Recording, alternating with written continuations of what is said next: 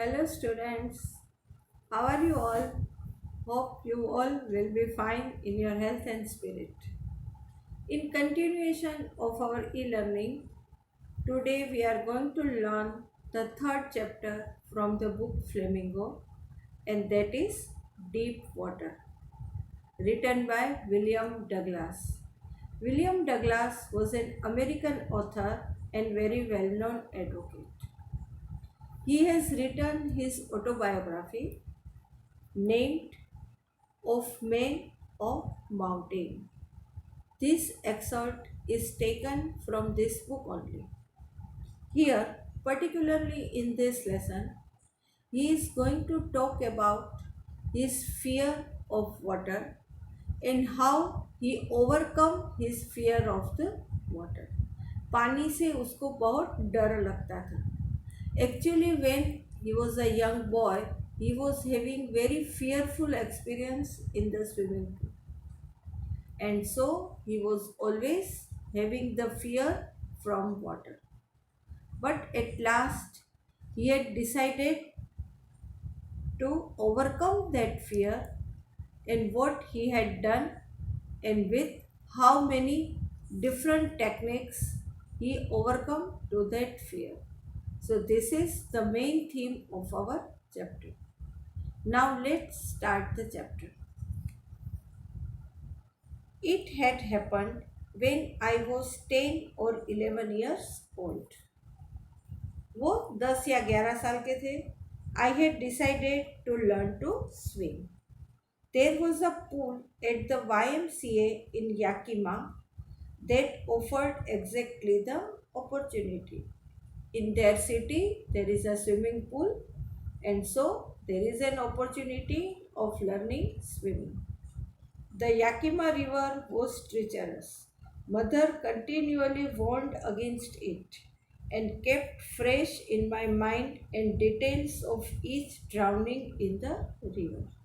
Actually, in the city nearby there is the river, but that river was not very smooth. वो बहुत तूफानी नदी थी और उसकी माँ हमेशा उनको ये किस्से सुनाया करती थी कि वहाँ कैसे लोग डूब जाते हैं. सो उनको लगा कि स्विमिंग सीखने के लिए रिवर के बदले स्विमिंग पूल ही सही जगह है. But the YMCA pool was safe. It was only 2 or 3 feet deep at the shallow end, and while it was 9 feet deep at the other, the drop was gradual. Swimming pool as we all know, वो कैसा उनका construction होता है, एक जगह पे वो कम deep होता है और जैसे हम दूर दूर जाए वो ज़्यादा डीप होने लगता है. तो ये स्विमिंग पूल भी ऐसा ही था कि स्टार्टिंग जहाँ से हो रही थी वहाँ शेलो डिप था 2 और 3 फीट और एंडिंग में वो ग्रेजुअली होता जाता था 9 फीट.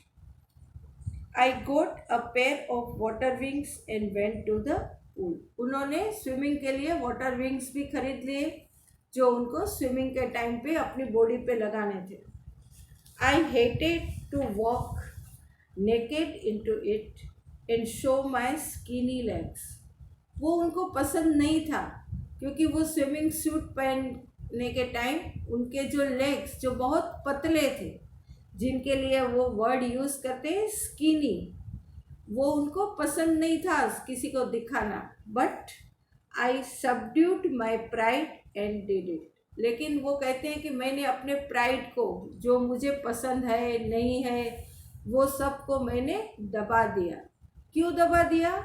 क्योंकि प्राइड से ज़्यादा उनकी विश थी स्विमिंग सीखने की. And so he did all that. He subdued his pride and started swimming. From the beginning, however, I had an aversion to the water when I was in it. पहले तो उनको बहुत डर लगा.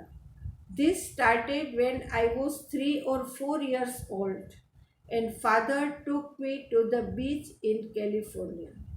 अब उनका क्या रीज़न था? जब वो 3-4 साल के थे तब वो अपने फादर के साथ कैलिफोर्निया के बीच पे गए थे.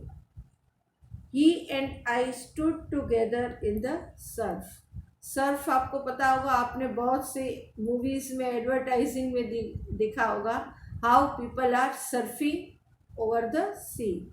तो वो अपने फादर के साथ वहाँ सर्फिंग कर रहे थे, फादर उनको लेके गए थे। आई हंग ऑन टू हिम, वो उनके साथ में थे। Yet the waves knocked me down and swept over me, फिर भी वहाँ क्या हुआ कि वो मौजे थे, वो जो उनके वेव्स थे वो उसके ऊपर से जा रहे थे। तो ये छोटा बच्चा था तो नेचुरली वो पानी से डर रहा था। I was buried in water, my breath was gone, जैसे उनको लगा कि मेरी तो सांस ही निकल रही है। I was frightened, totally he was afraid, but father laughed. There was terror in my heart at the overpowering force of the waves. उसके जो दिल में क्या था, एकदम से डर था। किसका डर? That overpowering of the waves, waves के पावर से उनको डर लग रहा था। What happened afterwards, that we will see in next video.